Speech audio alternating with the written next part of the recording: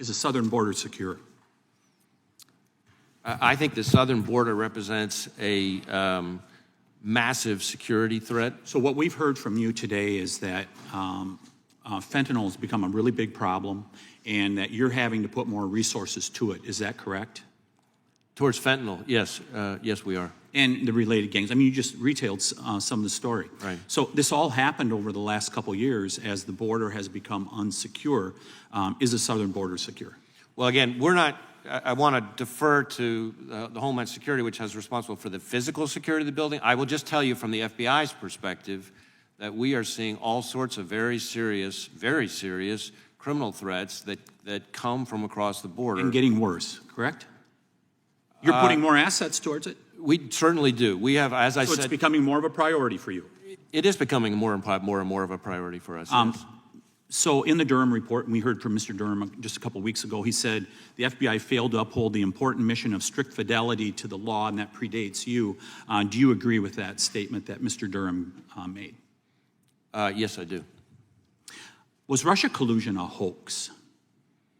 So in light of the Durham report and that, was Russia collusion a hoax?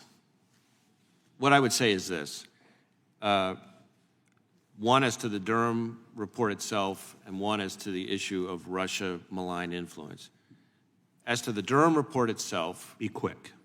I will try. The conduct it describes is conduct that I consider unacceptable and unrepresentative of who I see the FBI as every day and must not ever be allowed to happen again. And on the other side? Second, on the other one, it is not seriously disputed that the Russians, among other foreign adversaries, have attempted to interfere in our elections. And there have been any number of findings to that. In fact, President Trump himself rightly declared a national emergency about foreign interference in our elections in 2018. So as a result of the actions of James Comey, the disgraced James Comey, and the FBI, they've interfered with the elections in both 2016 and 2020. Will that interference happen again in 2024 by the FBI? The FBI is not going to be interfering in elections. They did in 2016. Well, I don't know that that's what Mr. Durham found. What I would tell you again is that it was conduct that I consider unacceptable and unrepresentative. You can be in denial if you want to. I'm not in denial, Mr. Director, sir. you can be in denial on this. That's exactly what happened. Last year, the FBI gave a defensive briefing to my home state Senator Johnson, and you can see the slide up there now. And then that defensive briefing was leaked to the Washington Post. Who ordered that briefing? So defensive briefings when it comes to election matters, including in the last administration, under a procedure set up by the last administration, are an interagency process coordinated by the Office of Director of National Intelligence. And the way that works is the interagency concludes that a defensive briefing is appropriate, and the FBI is given information from whatever intelligence community agency supplies it, and then we provide it. Defensive briefings, it's important to understand. Senator Johnson, that's his quote. He's up there with you and Hunter Biden. I knew it was a setup. And he asked you this question back in November of last year. And he said, I knew it was a setup. And that goes back to the point about interfering in elections. Senator Johnson was one of the most vulnerable Republican incumbents, if not the most vulnerable Republican incumbent, that was a target of the Democrats in the 2022 election.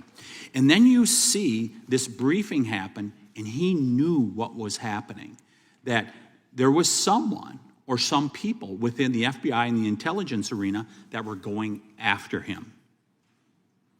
Did Joe Biden take payments from Burisma or any other foreign companies as vice president, president, or private citizen Biden?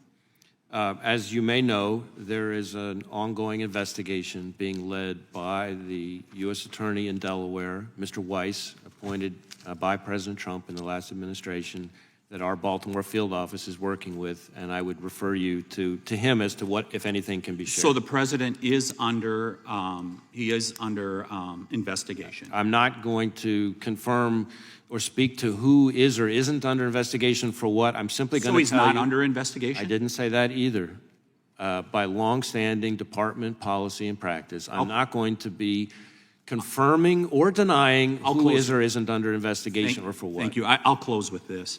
Russia collusion started it, Mr. Chairman, and the targeting and the suppression and the censorship has continued until this point. We need to thoroughly review what the FBI is doing, and at a minimum, I will be allowing FISA to sunset if we're not going to see significant reforms in the agency. I yield back. Gentleman yields back. The gentlelady from North Carolina is recognized.